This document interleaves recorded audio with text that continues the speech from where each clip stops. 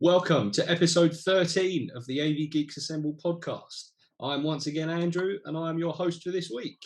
So in this episode, we have another very special guest joining us to talk all things photography, aviation, and cooking. So joining me to speak with our special guests this week are Tim. Hello. And Matt. Hi. How are we, chaps? Are we all right? I'm all right. Good. And Tim, obviously, your debut on the AvGeeks podcast. Welcome. Are you excited? Thank you very much. Thanks for having me. That's all right. Are you excited for it? Or are you nervous? Or how are you feeling? Apprehensive. Apprehensive. I'll go with that. So, as always, we must emphasise again that our opinions are entirely our own. That does also go for any of our guests, either today or in any future episodes. So now that's out of the way, it is time for our guest to join us on this flight. We're still not quite sure on the final destination, but we'll see where it goes. So we're honoured today to have with us an RAF chef, defence trainer and BBMF PR team member, Peter Farrington. How are you today, Peter? Yeah, very good. Yourself? Yeah, not bad. Thank you for joining us. Thank you for having me. An absolute pleasure. So before we continue, we're obviously getting into depth with what you do and things like that. Tell us a little bit about yourself and how you got into aviation. So I'm a scaly brat, was brought up in the Royal Air Force. My stepfather is or was a member of the Royal Air Force for 35 years. So I pretty much grew up on RAF bases all my life. We'd been to Germany, Icebreaker. I was there for 6.5 years when the tornadoes went out to Kuwait the first time. I waved them off. One of my school teachers' husbands was one of the 14 squadron pilots at the time. And then been to Bryce and Marham and then back to Bryce as a kid. And then obviously joined up when I was 23, and I've been into the International Air or Royal International Air Tattoo for years and years, of course. Growing up with all these aircraft, I was always very keen on photographing them, and then really it's taken off from there. No pun intended. Yeah. So obviously, you joined the RAF as a chef. So tell us about that, a little bit about that role within the RAF. I'm sure we're all wondering where you've been deployed to keep our forces well fed, and also what's your favourite meal to prepare for them. Well, as far as deployments goes, we tend to go to the Falklands quite a lot. Hence why you've probably seen on my Instagram quite a few pictures of penguins. Yeah. As well as aircraft. So yeah, Falkland Islands, Iraq in 2004, Afghanistan in 2008 and 2009, Cyprus. I did 2 years in Cyprus between 2005 and 2007. Yeah, as a chef, I've been to RAF Coningsby, RAF Benson, RAF Odium, RAF St Morgan, Bryce Norton, Cottesmore. So yeah, and I've been 2 weeks on Ark Royal with the Harrier Force when they were around. So yeah, I've been around a bit and seen some good places. As far as food wise goes, I think it's everyone's favourite is pasta. Yeah. You've got to love pasta in the field. All in one pasta dish. Loads of meat, loads of sauce, loads of cheese. Keeps the troops going. It's a staple, isn't it? It doesn't matter where you are or what you're doing. A bowl of pasta, maybe some cheese. It always comes down a treat, doesn't it? Yeah. Obviously, it sounds as though you've obviously moved around quite a lot. Is that something you've enjoyed in your time? Yeah. So when I joined the Royal Air Force, when I was in Civvy Street as a chef, you tend to find after a couple of years you get bored of where you are and you need to move on and do something different. And that's really what I joined the Air Force to do, was to move around and do things and be part of a bigger machine, if you like. I started for Cottesmore in a junior ranks mess cooking, pie and chips and the good old lasagna, cottage pie, all that stuff. Moved on then in 2003 down to RAF St Morgan, where I joined one squadron as their chef on the one squadron RAF regiment, who you've probably heard of, out in Camp Bastion, and obviously in Iraq we lost a couple. And I was taken out to Iraq as part of the squadron. I was originally going to be going in the kitchen, but I'd done all the op-tag training with them prior to going out, and the decision was made to pull me out of the kitchen. I ended up being on the ground with the boys doing patrols and just helping out doing all that stuff. So it's the old famous saying, "I'm not just a chef." It's sort of, that was my Steven Seagal moment. Yeah, blimey, okay, that's a bit of a difference, that, isn't it? Yeah, definitely. Yeah, oh, And that's cool. Yeah, I and mean, then in Cyprus, I managed to go out with the Red Arrows and fly with them while they were out there, which was quite an experience, one that I shall remember for the rest of my life. And luckily, I managed to keep my food down that day. yeah, I can imagine. Wow, that is cool. Okay.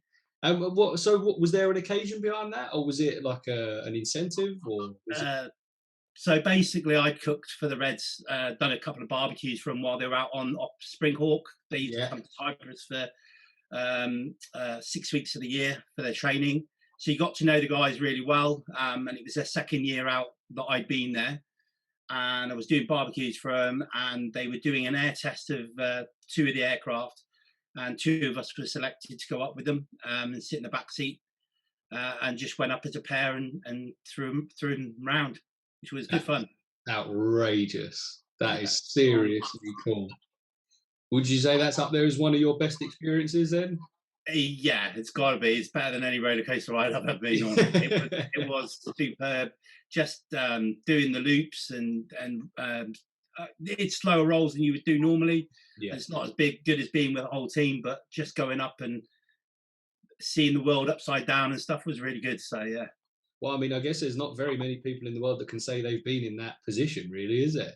No, we're quite lucky. Is is that something you expected? Like, obviously, you've got your role in the RAF, and it's an important one. But with that being said, did you expect to be able to have that opportunity, or was it a surprise that came out of nowhere, do you reckon? No, well, when you go to most camps, you get flight experiences. So, I've been lucky enough. I've been up in a VC-10, TriStar, C-17, Puma, Chinook. Oh, wow. I've flown in a lot of the platforms, which has been really good. And Voyager, obviously, I've flown in Voyager a few times. Yeah. I haven't done the Atlas yet. I've flown in a Herc a few times and done the ramp riding on the back with the ramp down. Oh, and done that on the Chinook as well, which is pretty cool. Yeah. You know what, people, can't you? Sorry. Yeah, it's really good because you turn up at a base and you get the chance to go out with the boys and get to experience what you're working for, really. Yeah, for sure. No, that's really cool. Also, we mentioned that you're part of the BBMF PR team. So what does that involve?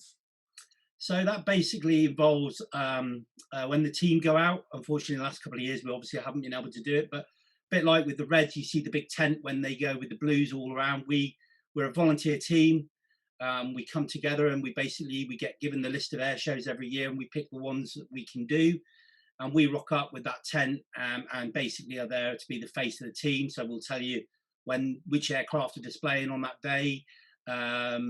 We'll talk about the history to some of the guys. They'll come up and try and catch us out.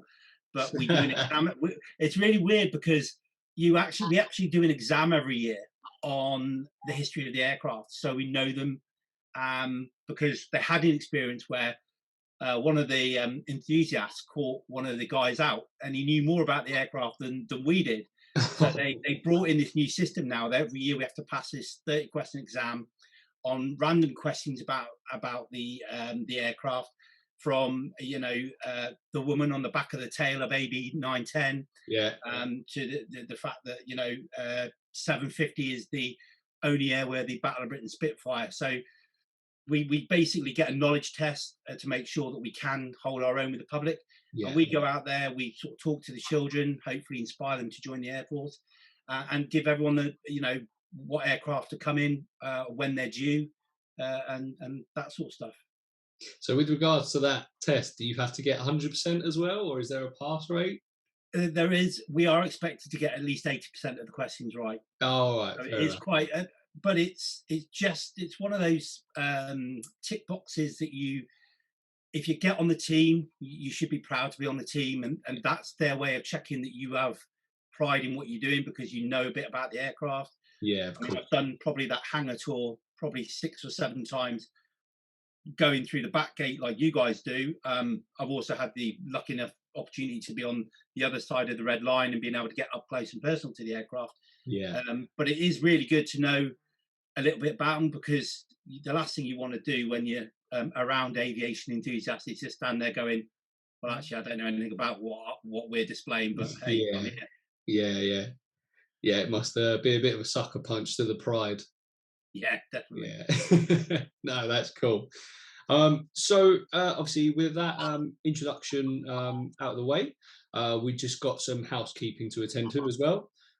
As we have mentioned previously, you can now see a video version of this podcast, lucky you, on YouTube and COAP Online.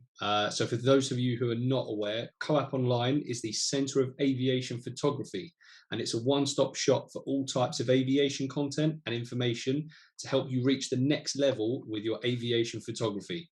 And our podcast can be found in the COAP TV section. We will link to COAP Online below. Obviously, an audio version of the podcast is also available if you don't want to be looking at us. And that's available on Spotify and Apple Podcasts. So just search for AvGeeksAssemble. If there are any other platforms you would like us to join, please let us know through DM on Instagram or Facebook. We would also love it if you could share the podcast wherever you consume it with your friends and groups on social media, especially if you think it's something that they'll enjoy. So let's get to the icebreaker. So in the spirit of getting to know you a little bit better, we're going to play a round of 20 questions to discover your favourite ever aircraft. So we're going to go around the group, ask up to 20 questions with yes or no answers to try and guess what it is. If we get to question 20, we must guess. All right. So Tim, Matt, Peter, you happy with that? Yep. Yeah. All right. All right. So what we'll do, we'll go in order of what's on my screen. So Tim, you'll go first, and then I'll go next. Which it seems as though my name on screen is still Alex Jones, my bad. And then we'll go from Matt. So if I just get a pen and paper just to make sure I know how many questions we're up to, and we will get cracking. So are we happy with that? So Peter, have you got your airframe in mind? Yeah. Okay. We're going to be here for hours, guys. Yeah, unfortunately, our track record for this one isn't great, but we'll see how we get on. So Tim, do you want to take it away, mate? Okay. Is it currently in use or service? It's in use, yeah. Oh, in use. Okay. With that being said, is it in active service? No. No. Matt? Does it have two engines?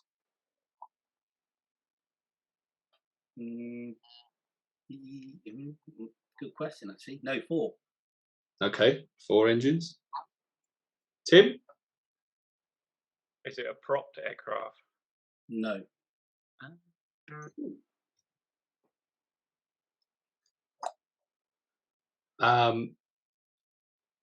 Was it in service with the RAF? Yes. Okay. Is it a bomber aircraft? Yes.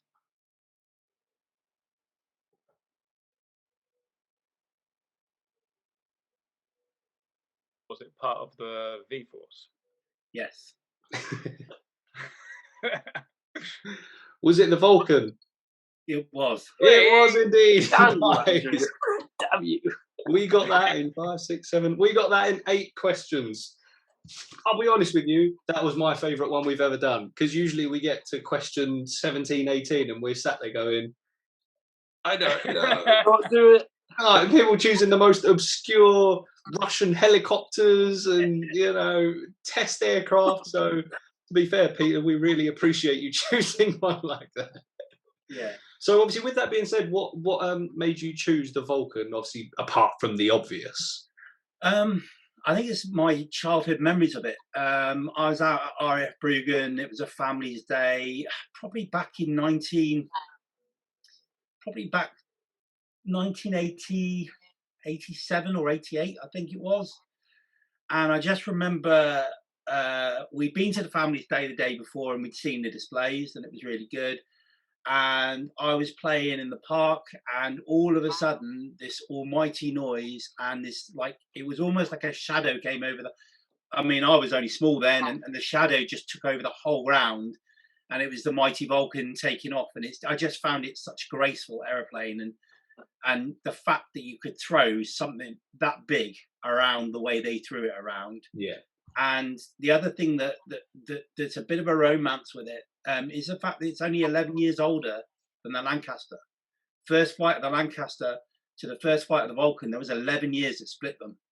And it's one of those things that you think 11 years between the Lanc and the Vulcan's just crazy. We went from being prop bomber to being this great big delta wing that was like as agile as a fighter aircraft and could go as high as nearly in space sometimes. I did not know that. That is. I did not know there was only 11 years. I literally I did not know. No idea. And to be honest, I'm not even going to question you either, because you've probably had that on an exam paper. Well, it's one of the facts that I had to put into. Well, I'm doing a book at the moment about the BBMF, and it's one of the facts that I put into that book. Okay. Oh, that's cool. I'm genuinely gobsmacked. I did not know. Like, I'm trying to comprehend, because, like you say, between Lancaster to Vulcan, 11 years in a sense, especially in aviation, 11 years is not a long time. No, and you're talking. So obviously, Avro did both aircraft. Yeah. Roy Chadwick, who designed the Lancaster, also designed the Vulcan, but he never got to see it fly. He died before it flew. Oh, right. So, but he was the man behind both aircraft. Wow, that's unbelievable. I tell you what, you learn something new every day, and that's an interesting one to have learned. Yeah, that's amazing. Imagine it though. It's like you've got the Lancaster in it, great, brilliant. It's kind of set the standard, and then some guy comes along and goes, "I've invented a jet engine. What can you do with that?" Yeah. Hang on, I'll be back in 11 years. Yeah. And it's really amazing. It was one of the facts when I was researching the book, and I knew that Chadwick could have designed both. I knew they were both Avro, and I thought I've got to put that link in there somewhere. It's got to be in there because I think I'm gutted the Vulcan doesn't fly anymore. I'm gutted that we can't keep it as part of the BBMF because it was. And if you think about it in history, really, the Lancaster and the Vulcan were really, they both saved us, down Falklands and in the Second World War with, not only did the Lancaster do the bombing, but the Lancaster also did a lot of humanitarian work. Yeah. Op Manor, when it flew over the Netherlands and dropped humanitarian parcels over, along with the B-17, they had to do drops over the Netherlands just before the ceasefire. And it took part in, which I didn't realise until I researched the book, and doing the research for the operations, was the Lancaster took part in the D-Day landings the day before the D-Day landings happened. It flew out there and dropped what they call like metal foil strips out to basically jam up all the radars so the Germans wouldn't know we were coming. The Lancasters went out the day before D-Day actually happened to do that. That's amazing. I literally did not know that. Yeah, that's unreal. And is a lot of this stuff going to be in this book as well? Yeah, it's all in the book, which I'm just waiting on OCBBMF hopefully doing a forward for it, and then but the signs are all good. It's all been designed. The book cover's been done. It's just a case of him doing his bit and then hopefully getting it published. Well, I can assure you now, I can't speak for everyone else, but I will be getting a copy of said book. Yeah, I'm pretty sure that's same. Yeah, that picture there is in the book as well. That one that's behind me. So fair enough. I don't blame you. Yeah, no, that's cool. And obviously, we'll have to get AvGeeksAssemble behind it as well, mate, for sure, because that sounds amazing. No, good luck with that. Hopefully, it all goes well and all smoothly. So that's cool.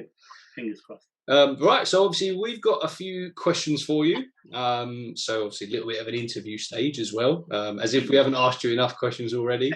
So let's start with. Do you want to start with your first question? Sorry. My internet just completely froze. Tell you what's amazing there. Hopefully we're going to end the year with like a blooper reel, and on your first one you've just created a gem. It's just like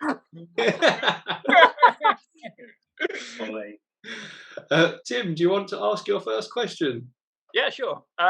So Peter, you're currently on your second tour as a defence trainer. Can you give us an idea of what that actually involves? Yeah, so my first tour as a defence trainer was at Recruit Training Squadron. So I was that drill corporal with the stick under my arm, getting them out of bed in the morning, showing them how to iron shirts, how to, organise their lives, and get them through their 10 weeks to graduate as airmen. So that was what I did for 3 years at Recruit Training Squadron.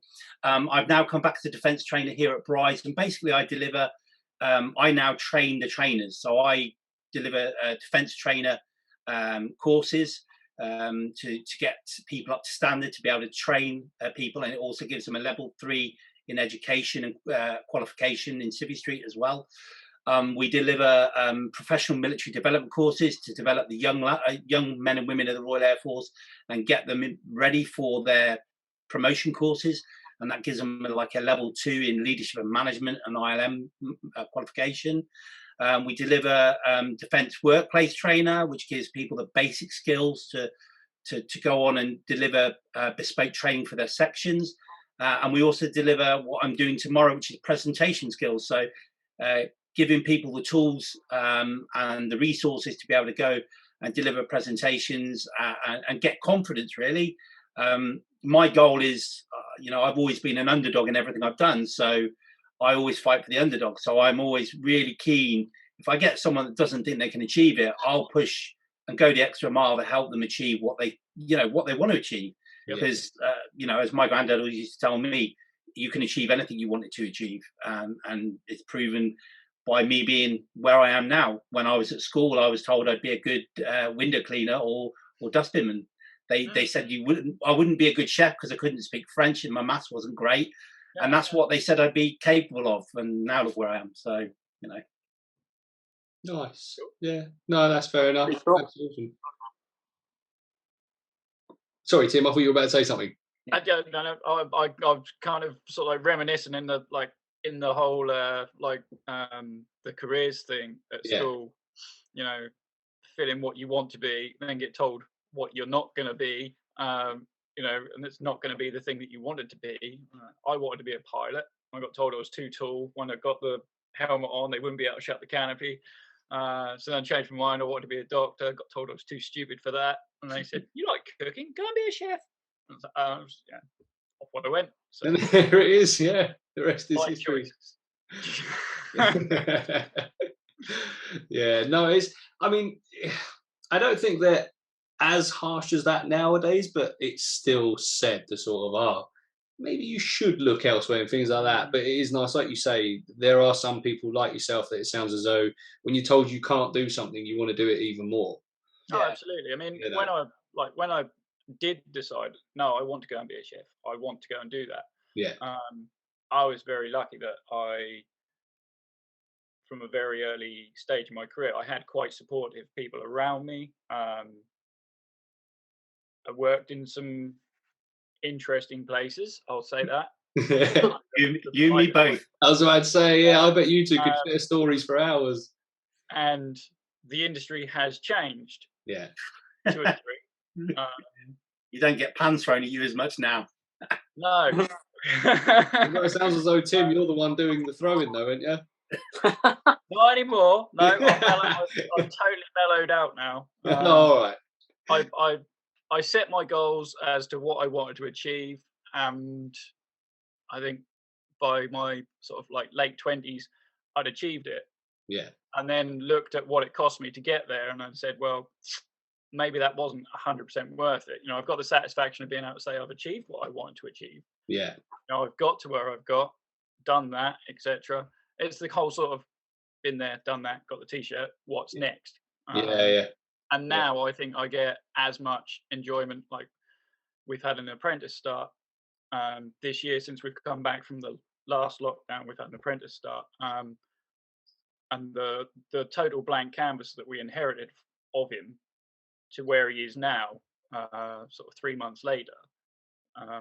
Like yesterday was an absolutely bonkers day at work, and there's this kid just sort of like just scuttling around and just on it, and you just sort of think, wow, 3 months ago you could barely chop an onion. Yeah. Absolutely flying, absolutely going. And at the end of the night, sort of said to him, "How was your day?"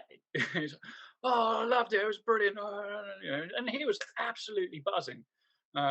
I briefly saw him this morning, and he was on the massive come down from the day before. It was like, yeah, now you've got to motivate yourself to go and do it again and again and again. But yeah, Peter, I can see you've been nodding a lot there. I'm guessing these are things you can definitely relate to in the. Well, I cut my teeth in London, so I started working in a Michelin star restaurant from straight out of college, and worked for Gary Rhodes for 2 years. Oh, what an idol. Yeah, he was mine at school as well, and he came to a careers fair in Cheltenham, and I was asked by the college to go and do a load of tomato roses, apple swans, all the really Gucci stuff from the early 1990s. And he came round, and my dad had made a joke in the car about, oh, I bet you ain't going to speak to him. Well, that's just a red flag to a bull to me, because when someone says, I'm going to go and do it. Yeah. So literally, he comes round after doing the spiel at the start of the seminar, as it were, and I'm there doing these things with a great big tall hat on it. I've got a picture somewhere which I can dig out for you. And he comes up and he's, "How's it going, chefs?" And I'm like, "Oh, yeah, all good, chef. Yeah, Rick, could you sign my book?" Yeah, no worries. And then I said to him, "Oh, can I come down for a day's work experience?" Yeah, no worries. Give me your paper out. I'll write the number down. And I got home and I said to my mum, I said, "I'm going to go to Gary Rhodes. I'm going to go and work with him for the day." So off I went. The week later, I booked to go down there. And I got my suit on, took my record of achievement under my arm, and off I went thinking, hey. And I worked in the kitchen for a day, and he was on the pass, and the guys were working hard, and Wayne Tapsfield was a sous chef. It was a greenhouse in Mayfair, which was an amazing restaurant. And this is before he got his Michelin star. And then he came to me and he said, we got to the end of the day, or the end of the lunch service, and the boys were like, "Let's go for a coffee." And they used to go for a coffee in a little Italian cafe behind the Mirabelle. So it used to be like Gary's boys meeting up with Marco's boys, meeting up with Christophe Novelli's boys, and we all met in the same cafe for like coffee in between lunch and dinner. Anyway, the chef said, "Oh, Pete, can I just have a quick word with you before you go off with the boys?" "Yeah, no worries, chef." So I went in his office and he said, "I don't need an answer right now, but how would you like to come and work for me?" Yes. And I went home on the train from London Paddington back to Kemble. My mum picked me up, and I said to her, "I'm leaving home in 2 weeks." And she, "What? You're 16. Do you realise what you're saying?" Yeah. Well, I'm moving to London in 2 weeks. "Where are you going to live?" "Well, I haven't thought about that one yet. I'm going to work for Gary Rhodes." And they couldn't believe, they thought I was taking a mickey. Yeah. I had to phone him up and say, "Chef, could you actually tell my mum you've offered me a job?" Yeah. And he spoke to my mum and said, "Yeah, he's coming down to work for me." And then I went and worked for him for 2 years, and an amazing 2 years, God rest his soul, an amazing chef. He was exactly what you saw on telly was what you got in the restaurant. He was caring. He wanted to show you. I was 16. I was young. He didn't need to take me on at all. Yeah. But he did. And it was an amazing time. And from that, I went to work for Jaguar Formula One and did some time with them as well. So I've had some great times in the kitchens as well, outside the RAF. Yeah, sounds like it. No, that's awesome. Yeah, cool. Nice one. Matt, did you have a question? Yeah, I did indeed. My question is, what is your favourite moment from a photography point of view during your time in the RAF?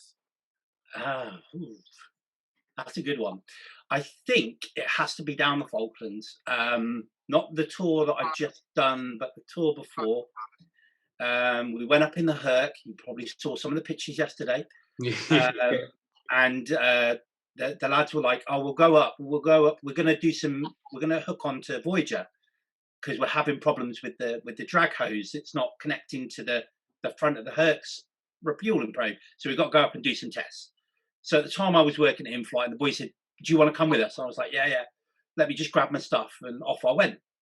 Anyway, we started off by doing some low-level stuff through the valley. Well, I say valleys, between the mountains, with the ramp down, just swinging through.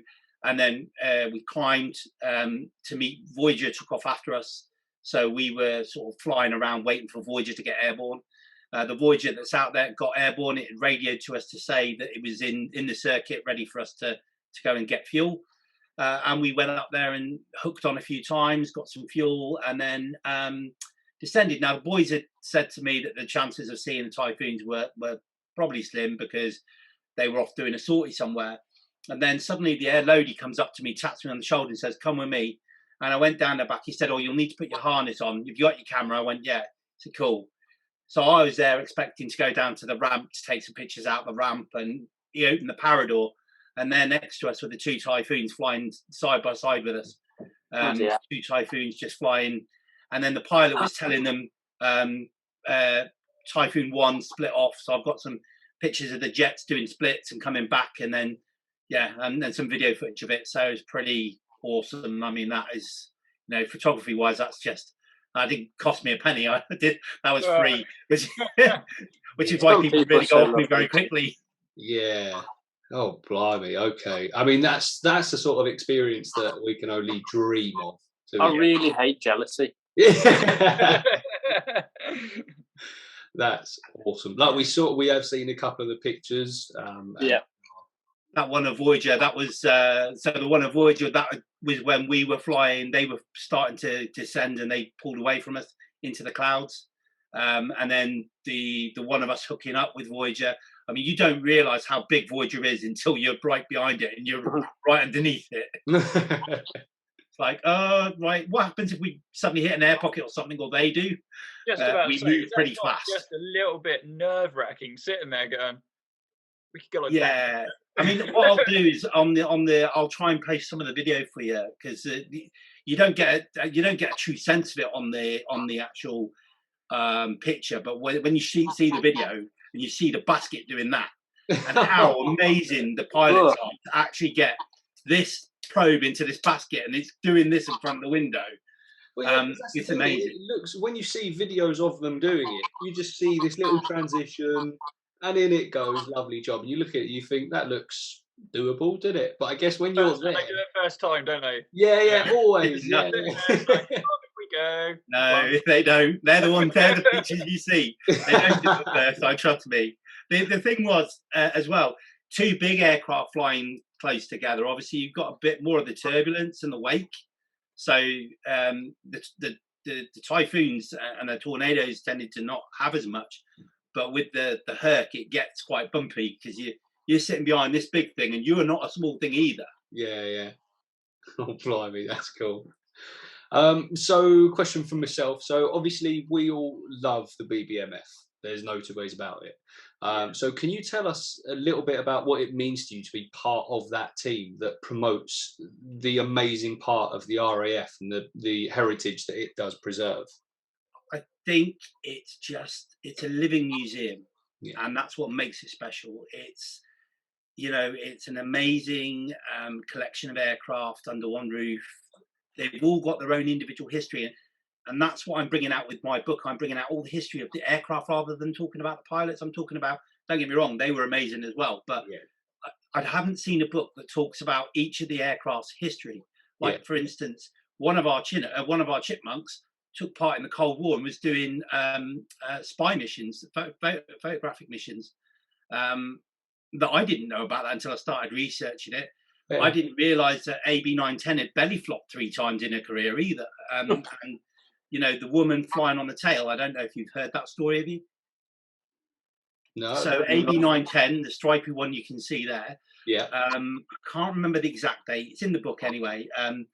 They were taking off on this airfield, and there was some poor weather. So in the old days, they used to sit on the tail to stop the tail lifting.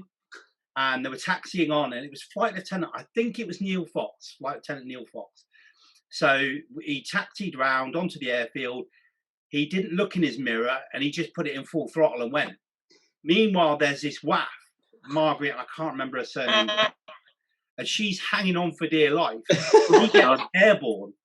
Now, he only realises that she's on the back when he's trying to turn his rudder, and he's thinking, this is really stiff, what's going on? He looks in the mirror, and there's this WAF clinging onto the tail for dear life. Oh, my God. So he swings it around and comes in and lands. And that's just one of the amazing stories of the aircraft. Just when you look at AB910 flying around, and she looks so glorious in the colour. Yeah. But just to think that happened. She was involved in the D-Day landings because she was one of the escort aircraft. Okay. She has kills to her name. She's not just, our Spitfires have seen action. Yeah. That's the great thing about them. Yeah. And I mean, who can't admire the Lancaster just standing underneath the huge engines, and when it's all stripped back and you see it in the hangar, and it's like, I just think, because both my grandparents are in the Air Force. They both fought in the Second World War. And I just, it's one of those things. I have a Top Gun moment whenever I'm in that hangar. I see those aircraft and I just think, and I hear them fire up, and I could sit there for hours on end just watching them fly around. It's great seeing the jets. Don't get me wrong, and I do like the fast jets, and I do like the Reds and all the rest of it. But of all the things we've got that talk about our values, our ethos, what we stand for, it's those aircraft. Yeah. You think about it, the Spitfire, British, Hurricane, British, Lancaster, British, all British technology, British engineering when it was at its finest, and they're just so graceful when they're flying around. In the summer's evening, you sat there with a barbecue going. I'm lucky enough, my house is literally not far. Well, they come in over the top of my house as they come over to do the hangar pass, so they're always going really fast and really low when they come over my house to do the hangar pass. So I see it quite often. No. When I'm not a bride, obviously. Yeah. When I'm back home. That's awesome. Tim, you had another question, mate? So, Peter, can you just explain what are the pros and cons of being a chef in the RAF? Well, I think one of the biggest pluses is job security, and at the moment, hospitality's been a bit of a job security issue, isn't it? It's in a rough COVID state and everything else. The variety. So whereas in chef job, yourself, Tim, you move around a lot, and it means quitting your job and going to another job. Whereas in the RAF, we get to move around because every 3 years we'd move around anyway, unless you specifically say you don't want to. Okay. So you get to see different teams. You get to work in cooking in the Falklands, cooking in Cyprus, Iraq, Afghanistan. All those places in different environments. Cooking in a big kitchen, but then also in Afghanistan, at Kachaki Dam, cooking with a pot boiling, basically bag rats boiling ration packs for the boys when they're coming off patrol. And I have to admit, it's like when someone says, "Oh, army chef," or chef in the RAF or whatever, I automatically have this sort of like picture of like a pop-up gazebo, if you like, and a stock pot, and like a tiny little chopping board, and you've got sort of like 2,000 meals to prep, and you're like, yeah, no worries. Yeah, well, we did something like that for the Op Olympic. To be fair, I mean, we were feeding out Hainault Forest, and it was a 5,000 man kitchen, and there was a team of I think there was a team in each kitchen. We had two 5,000 man kitchens side by side, both delivered the same output. So we were feeding 10,000 people 4 meals a day, which is quite going. Long shifts, long hours during the Olympics. But we did get to see some of the Olympics because we were doing it. Yeah. But yeah, it's a different environment. You're cooking in this tent with all these ovens. I mean, in Afghan, doing that in the height of summer, you certainly feel the heat and it. And of course, cooking stuff is not. It's not. You're not cooking on gas. You're cooking on diesel. That's what the kit we use. It's diesel, or it will run on after aviation fuel. It will run on aviation fuel as well. So yeah, we've got some pretty decent kit, and it's pretty awesome to work with in the field. So it's not. I mean, cooking in the field's good fun. Yeah. Everyone's in the same boat, so you're all either grumpy or laughing about it. It's one of the ways. And Christmas dinner in Afghan was an absolute scream. I was at Camp Bastion 2, and we had the American Marines rock up, and we were given, before Christmas, we had a load of American Marines given to us, and we're like, yeah, they're not chefs, but you need to train them for this 4 month while you're here, because they're going to be here for 6 months. and we had some right fun with them because they really did that. But the good thing with the Americans working with us, we were getting all their rations. So we were getting spider crab, we were getting we were getting lobster, we were getting steaks. It was fantastic food. So yeah, that's probably one of the pros. One of the cons, I guess, could be, it can be hard going away. The Falkland Islands, lovely place. Internet is slower than dial-up. You can remember what dial-up was like. I do, yeah. It will take you 3 days to download a 10-track album in the Falklands because going to the Falklands is really, you step back in time. Still in 1982, a lot of it looks and feels like you go into the pub and the globe is still the same as it was when the Paras were in there in 1982, when they had their victory parade and stuff out there. And a lot of the veterans that took part in that battle are living out there now, and the Falklands is a long way away from home when the internet's not working, and I suppose things like Afghan and Iraq, when you're on the phone to your mum and you get a rocket attack, suddenly the phone cuts out, and I can remember in Afghan we had a period where we'd lost quite a lot of people, and they basically cut the phones when someone gets killed out there because obviously they want to let the families know as soon as possible without anyone else telling them. So they cut all forms of communication, but you can't sort of say, oh, by the way, I'm going off the phone because that's happened. It just suddenly goes, and so sometimes communication with back home can be hard. So yeah, I mean, I guess you could class that as a downside, really, but you learn to live with it because you're all in the same boat. You all get together and you just make it fun, and that's what you have to do. I guess you've got to take the bad with the good as well, anyway, haven't you? Regardless of what you're doing. Yeah, well, in Afghanistan, there was nowhere else to go. We were behind the wire. There was no drinking. It was a dry tour. You did have bad days when we had a lot of casualties or when we had a lot of people being killed. We saw them off with respect, the Sunset Parade over there, and it was all done very dignified. And you just have to get on with it because we're out there and we're doing something, and we've got to just make the best of it. And I guess it doesn't matter what trade you do out there. Whether you're a chef, a medic, a physical education instructor, whatever job you do out there, you're part of that team. When it all goes wrong, you will feel it because you've known them somewhere along the line. You've fed them across the servery, so yeah, you're all in the same boat. I guess. Okay. No, interesting. Very interesting. Matt, you had another question, mate? Did you? What's it like to work for the RF, and how has it changed since you joined? So working for the RAF is an amazing job. It is more than a job; it is a life. You get to see some amazing things. You get to do some amazing things. I've flown in loads of different platforms, which has been amazing. I've been up close and personal to aircraft that people would love to touch and get nowhere near. You get to go to things like RIAT, and you get to go and see the bits that the public don't see and stuff like that. It's changed a lot from when I joined up. Training when I joined up, it was different to what it is now, and I guess it's changed in the camaraderie. So the blocks, when I joined up, you never shut your door. Your door was always open. People would come and go. And now it's a different culture because they all like to just play on the PlayStations or whatever like that. But I mean, there's still a few of us around that are old sweats, and we'll get together and have beer calls and go out and enjoy ourselves and work hard, play hard. That's the motto. That's what we do. Matt, I hope you're taking notes, by the way, mate. Yeah, mental notes indeed. There you go. That's it. That's a good answer. To be fair, even I was tempted to go and sign up just then, but I'm too old now. It is, honestly. I mean, the pay's really good. The pension's good. You get your medical, dental. You get a gymnasium. I mean, at Bryce, we've got a swimming pool. We've got a bowling alley.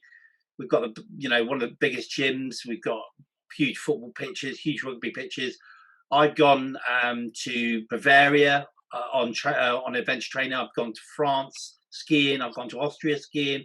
I've gone to Malta twice with the RAF doing various trips. I mean, Malta, we did a marathon. That was the only thing we had to do, was do a marathon.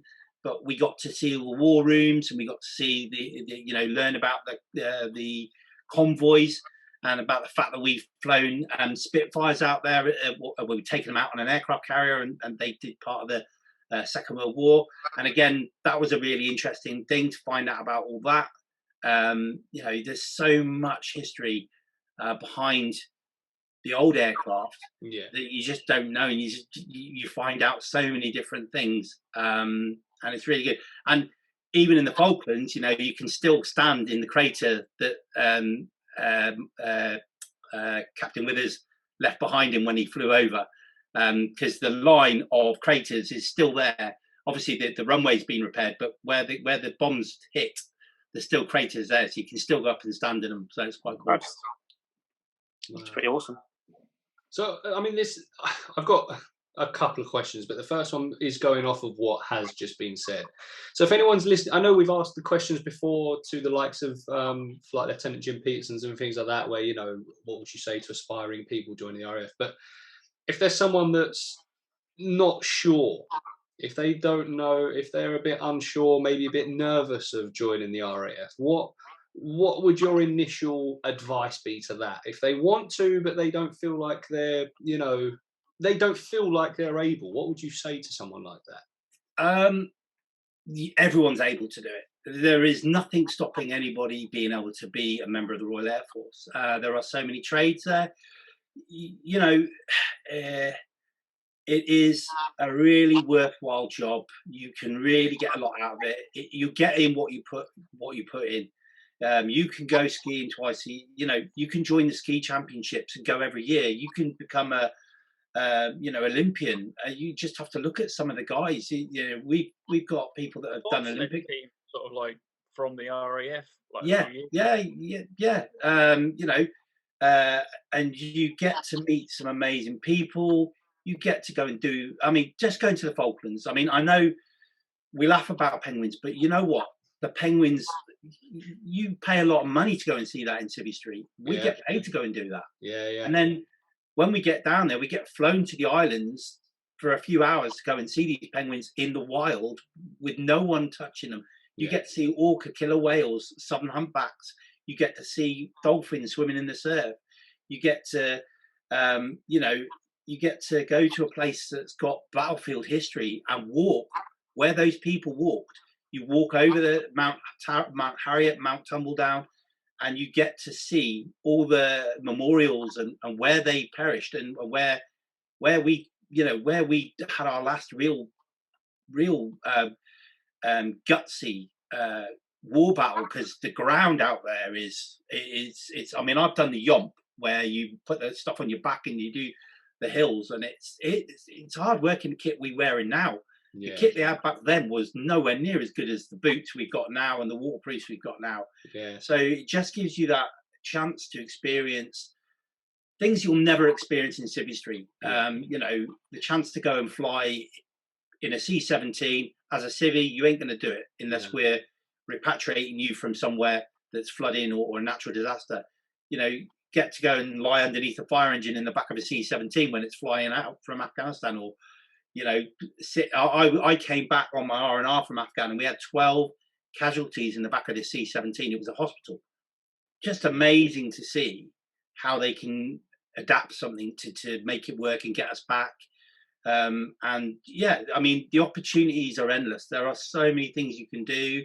There's so many opportunities. You can go racing driving. You can go motorbike racing, because we've got loads of sports teams that people can get into.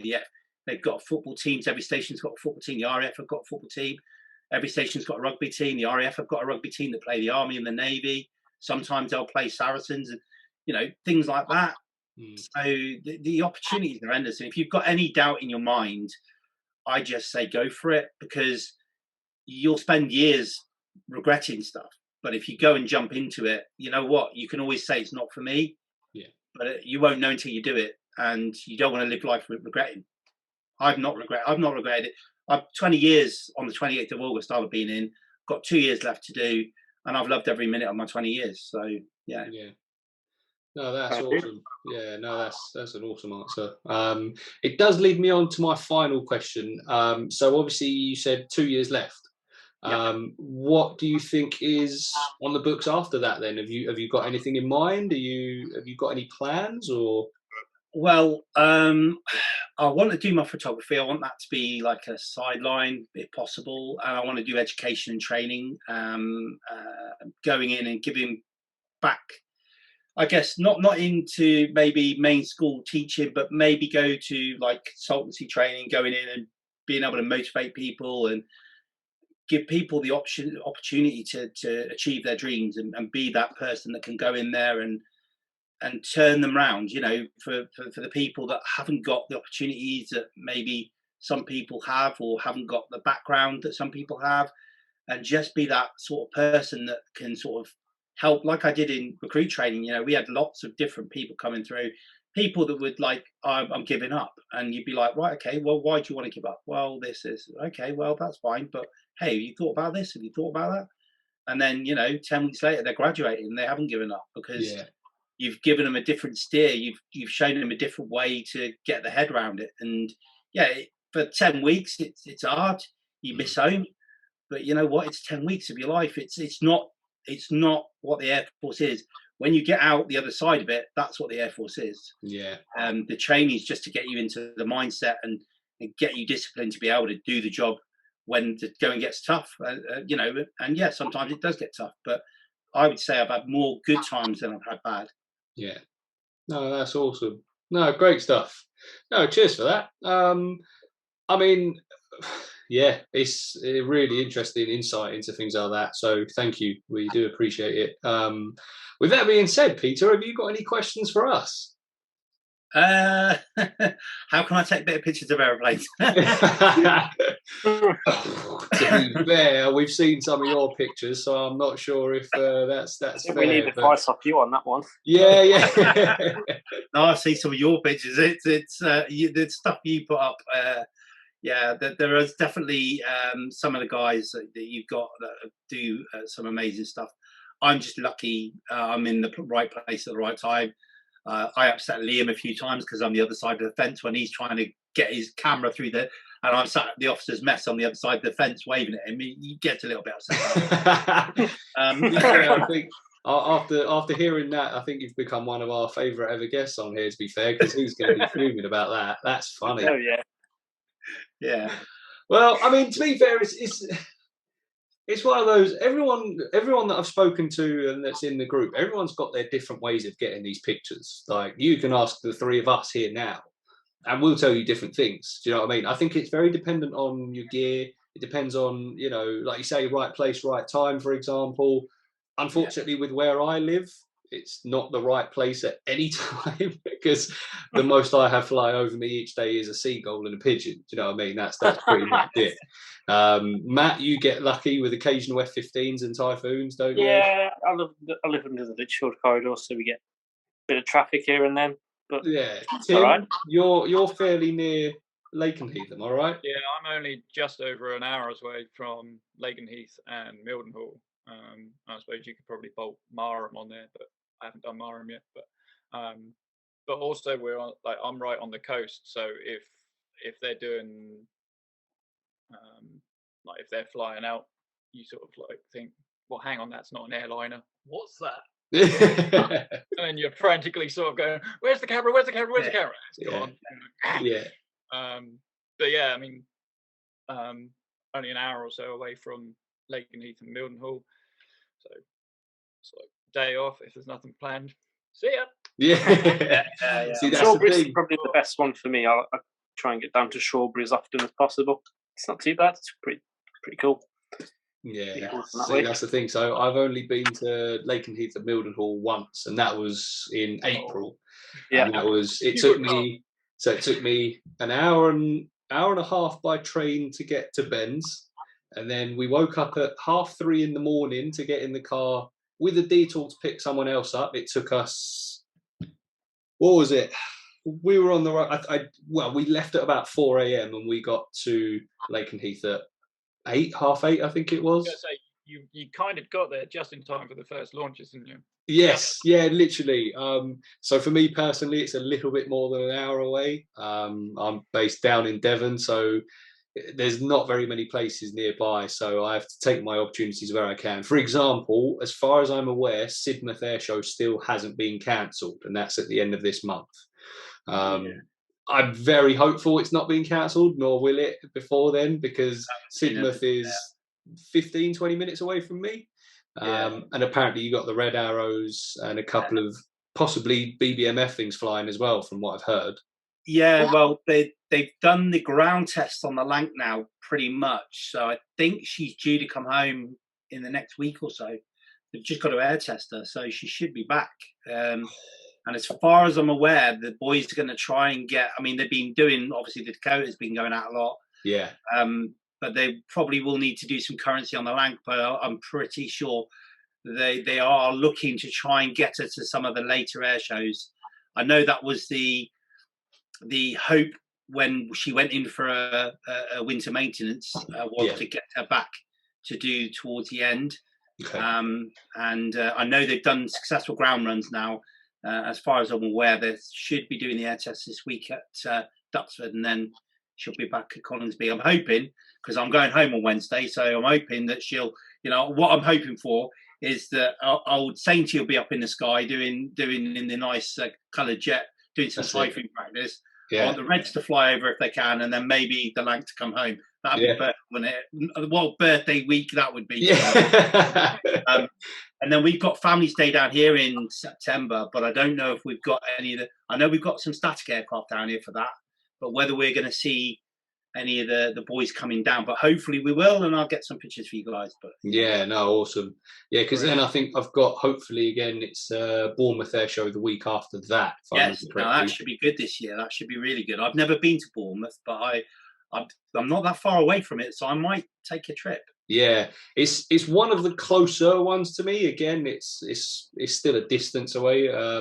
But in actual fact, that was the last air show I've been to, was Bournemouth 2019, before this madness kicked off. So obviously I went to that. That was amazing, because you had the Saab there, the Draken, Typhoon display, obviously when Jim Peterson's, as we know, was displaying things like that. And it was epic.